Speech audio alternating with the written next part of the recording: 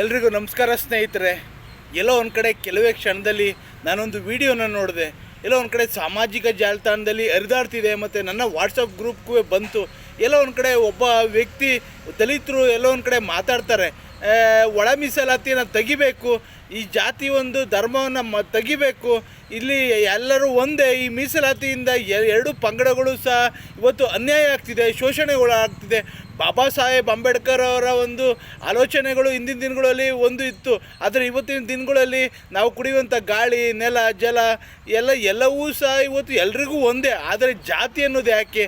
ಜಾತಿಯನ್ನು ಕಿತ್ತು ಎಸೆಯಬೇಕು, ಜಾತಿಯನ್ನು ಕಿತ್ತು ಹೊರಗಡೆ ಹಾಕಬೇಕು. ಅವತ್ತು ನಮ್ಮ ರಾಜ್ಯ ರಾಮರಾಜ್ಯ ಆಗುತ್ತೆ, ಗಾಂಧೀಜಿ ಕಂಡಂಥ ಕನಸು ರಾಜ್ಯ ಆಗುತ್ತೆ. ಮತ್ತು ಎಲ್ಲೋ ಒಂದು ಕಡೆ ರಾಜಕಾರಣಿಗಳು, ಪುಡಾರಿ ರಾಜಕಾರಣಿಗಳು ಇವತ್ತು ಮಾಡುವಂಥ ಮತ ಬ್ಯಾಂಕ್ಗಳಿಗೋಸ್ಕರ ಇವತ್ತು ಒಳ ಮೀಸಲಾತಿಗಳು ಅತಿ ಹೆಚ್ಚು. ಇವತ್ತು 33% ಇವತ್ತು ಮೀಸಲಾತಿ ಇದೆ SC/STಗೆ. ಇವತ್ತು ಆದರೂ ಸಹ ಇವತ್ತು ಜನಸಾಮಾನ್ಯರು ಇವತ್ತು ಎಲ್ಲೋ ಒಂದು ಕಡೆ ಬದುಕುವಂಥದ್ದು ಈ ಜಾತಿಯಿಂದ, ಈ ಧರ್ಮದಿಂದ, ಈ ಒಂದು ಒಳ ಮೀಸಲಾತಿಯಿಂದ ಎಲ್ಲೋ ಒಂದು ಕಡೆ ಪಂಗಡಗಳು ಕಿತ್ತಾಡ್ಕೊಳ್ಳುವಂಥದ್ದು. ಮೀಸಲಾತಿಯಿಂದ ಎಷ್ಟೋ ವಿದ್ಯಾರ್ಥಿಗಳಿಗೆ ಅನ್ಯಾಯ ಆಗುವಂಥದ್ದು. ಓದೋನ್ಗೂ ಅಷ್ಟೇ ಮಾರ್ಕ್ಸು, ಓದೋದನ್ಗೂ ಅಷ್ಟೇ ಮಾರ್ಕ್ಸ್. ಆದರೆ ಈ ಮೀಸಲಾತಿಯಿಂದ ಜನಸಾಮಾನ್ಯರ ಮಕ್ಕಳುಗಳು ಯಾವ ರೀತಿ ಬದುಕುವುದು, ಎಲ್ಲೋ ಒಂದು ಕಡೆ ಮುಂದಿನ ದಿನಗಳಲ್ಲಿ ಆ ವ್ಯಕ್ತಿ ಒಬ್ಬ ವ್ಯಕ್ತಿ ಸಂದರ್ಶನದಲ್ಲಿ ಹೇಳುವಂಥ ಸಂದರ್ಭದಲ್ಲಿ ಹೇಳ್ತಾರೆ, ಮುಂದಿನ ದಿನಗಳಲ್ಲಿ ಅಂಬೇಡ್ಕರ್ ಅವರು ಹಿಂದಿನ ದಿನಗಳಲ್ಲಿ ಕೇಳಿದರು, ಪ್ರತ್ಯೇಕ ಜಾತಿಗೆ ಒಂದು ಪ್ರತ್ಯೇಕ, ನಮ್ಮ ಧರ್ಮಕ್ಕೆ, ನಮ್ಮ ಒಂದು ಪಂಗಡಕ್ಕೆ, ದಲಿತರಿಗೆ ಒಂದು ರಾಜ್ಯವನ್ನು ಮಾಡಿಕೊಟ್ಬಿಡಿ ಅಂತ ಅಂದಿನ ದಿನದಲ್ಲಿ ಗಾಂಧೀಜಿಯವ್ರಿಗೆ ಹೇಳಿದರು. ಪಾಕಿಸ್ತಾನ ಯಾವ ರೀತಿ ಆಯಿತು ಹಾಗೆ ನಮಗೆ ಪ್ರತ್ಯೇಕವಾದ ದಲಿತರಿಗೆ ರಾಜ್ಯ ಮಾಡಿಕೊಡಿ ಅಂತ ಹೇಳಿದ್ರು.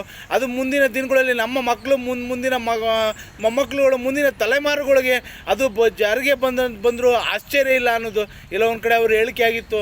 ಎಲ್ಲೋ ಒಂದು ಕಡೆ ನಾವು ಇದನ್ನೆಲ್ಲ ಗಮನಿಸ್ತಿದ್ರೆ ಎಲ್ಲೋ ಒಂದು ಕಡೆ ನಮ್ಗೆ ಆಲೋಚನೆಗಳು ಬರ್ತಾನೆ ಇರುತ್ತೆ. ಎಲ್ಲೋ ಒಂದು ಕಡೆ ಅಂಬೇಡ್ಕರ್ ಅವರ ಒಂದು ಆಲೋಚನೆಗಳು, ಅವರ ಒಂದು ಇದು ಎಲ್ಲೋ ಒಂದು ಕಡೆ ಹಿಂದಿನ ದಿನಗಳಲ್ಲಿ ಇದ್ದಂಥದ್ದು ಮುಂದಿನ ತಲೆಮಾರುಗಳಿಗೆ ಬಂದರೆ ಮುಂದಿನ ಪರಿಸ್ಥಿತಿ ಏನಾಗುತ್ತೆ, ಮುಂದಿನ ಜನಸಾಮಾನ್ಯರು ಜಾತಿ ಅಂದ್ಕೊಂಡು ಯಾವ ರೀತಿ ಅಲ್ಲೋಲ ಕಲ್ಲೋಲ ಆಗ್ತಾರೆ, ಯಾವ ರೀತಿ ವಿಂಗಡಣೆ ಆಗ್ತಾರೆ, ಯಾವ ರೀತಿ ಧರ್ಮದ ಮೇಲೆ ಪ್ರಭಾವ ಬೀರ್ತದೆ, ಯಾವ ರೀತಿ ನಮ್ಮ ಜಾತಿಗಳನ್ನ ಕಿತ್ತೆಸೆಯಬೇಕು.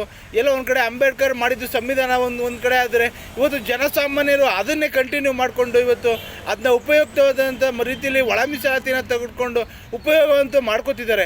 ಐಷಾರಾಮಿ ಜೀವನಕ್ಕೋಸ್ಕರ, ಅವರ ಮಕ್ಕಳ ಭವಿಷ್ಯಕ್ಕೋಸ್ಕರ, ಇನ್ನೊಂದಕ್ಕೋಸ್ಕರ. ಆದರೆ ಇನ್ನೊಂದು ಪಂಗಡಗಳಿಗೆ, ಇನ್ನೊಂದು ಧರ್ಮಕ್ಕೆ, ಇನ್ನೊಂದು ಜನಾಂಗಕ್ಕೆ ಎಲ್ಲ ಒಂದು ಕಡೆ ತೊಂದರೆಗಳಾಗ್ತಿದೆ. ಎಲ್ಲೋ ಹಿಂದಿನ ದಿನಗಳಲ್ಲಿ ಅಂಬೇಡ್ಕರ್ ಅನುಭವಿಸಿದಂಥ ಕಷ್ಟಗಳು ನೂರಾರು ಇರ್ಬೋದು, ಆದರೆ ಇಂದಿನ ದಿನಗಳಲ್ಲಿ ಅವರು ಒಳ ಮೀಸಲಾತಿ ತಂದಿದ್ದು ಮತ್ತು ದಲಿತರಿಗೆ ಉಪಯೋಗವಾದಂಥದ್ದು ಮಾಡಿದ್ದು ಎಲ್ಲೋ ಒಂದು ಕಡೆ ಇವತ್ತು ಪಂಗಡಗಳಿಗೆ ಇವತ್ತು ಬೆಂಕಿ ಹಚ್ಚುವಂಥ ಕೆಲಸನೂ ಸಹ ಆಗಿದೆ.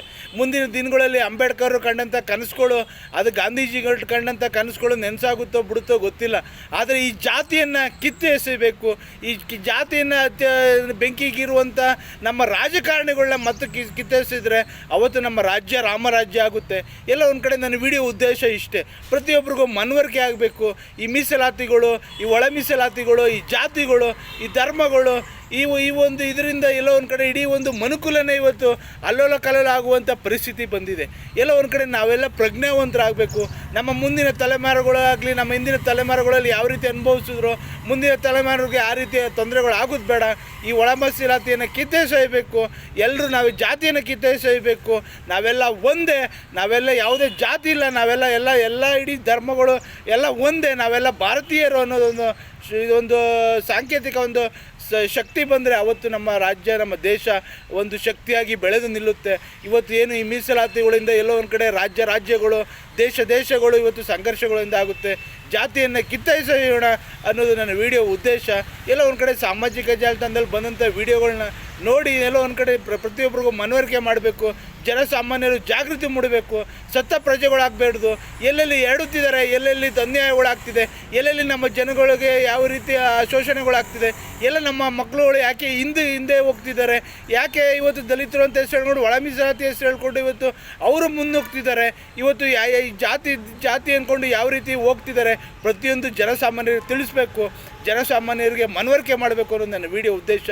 ವಿಡಿಯೋ ನೋಡ್ತಿರೋರು ಶೇರ್ ಮಾಡಿ ಮತ್ತು ಕಾಮೆಂಟ್ ಮಾಡಿ, ನಿಮ್ಮ ಅಭಿಪ್ರಾಯಗಳು ತಪ್ಪದೇ ತಿಳಿಸಿ. ಜೈ ಹಿಂದ್, ಜೈ ಕರ್ನಾಟಕ, ಮತ್ತು ಒಂದೇ ಮಾತರಂ.